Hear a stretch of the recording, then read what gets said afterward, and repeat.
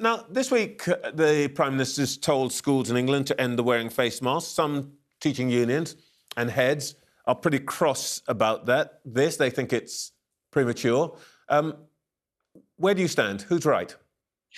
Look, I think when I came into post in March, April, I did a survey of England's children and we got over 500,000 responses, the largest survey of children in England done, 4 to 18-year-olds from every part of the country. And do you know what children told me? They told me they wanted to get back to school. They wanted to deal with their mental health, mental well-being issues. They wanted to catch up.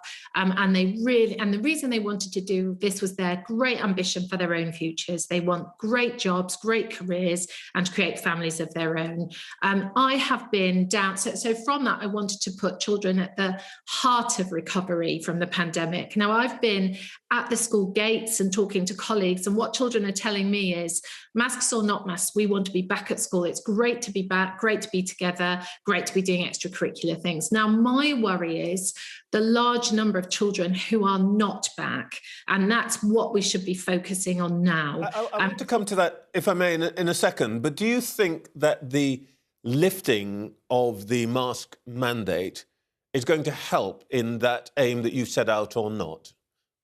So I think we focused a lot on masks, and I think a lot of children find it very hard to wear a mask all day. Some are anxious and want to wear them. I actually think the key thing is that they want to be back at school, and we should be looking at attendance, because if you're not at school, you can't learn and you can't recover. All right. Well, look, the signs are that we are moving from pandemic to endemic. So in some way, we're moving to that new normal. Cycle of lockdowns is over. But you've been saying that the price that children have had to pay is very high. And you're now looking at this problem of children going off the radar. I mean, what is the cause of that, and what's the scale of it? Yeah, so I think the scale is huge. Normally around this time, 95% of children would be in school. Looking at the figures last week, it was 87%. That's, with about 8.9 million children in England. That's a huge amount of children. Now, what children are telling me is that some of them are not in for mental health concerns. They're not getting those met quickly enough and the treatment they need. For some, it's special educational needs. For some, it's truancy. But there's another group as well. And that group are not even on rolls. I was in a police county recently, and they showed me they had a list of children that they've come across who are not on anyone's rolls.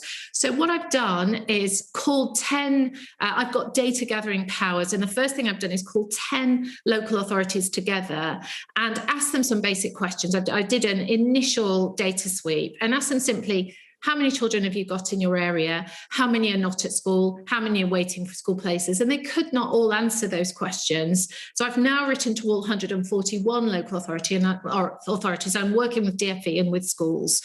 For me, we need to do a number of things. We need to sort out the data and make sure that the management information is coming right through, and we can help with that. And I'm pushing, I'm working with local authorities and pushing the Department for Education to do something about that. It's 2022. Our data systems can deal with that, but also we need to be listening to children. And I'm going to make sure in those 10 areas and across the country, we really get to the bottom of what children need to get back to school so they can thrive.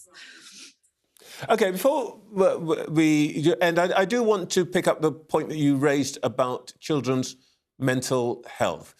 To what extent do you think this is merely a dip, a problem about the changed circumstances we've been living in for the last 2 years, I beg your pardon, from which we'll recover?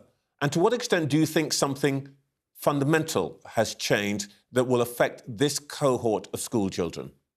So before I did my survey, I would have gone with your former view. It's been a difficult time. It's a well-being issue, and if we get everyone back, it'll be fine.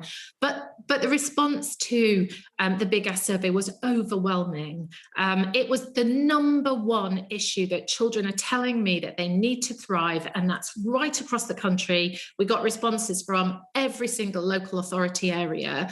The number one issue was mental health and mental well-being. And so I think it's extremely serious, and we need to really make sure that children are getting the treatment they need. And I've been talking to Sajid Javid and looking at the NHS's plans to deal with children's mental health. I think it really is very serious indeed.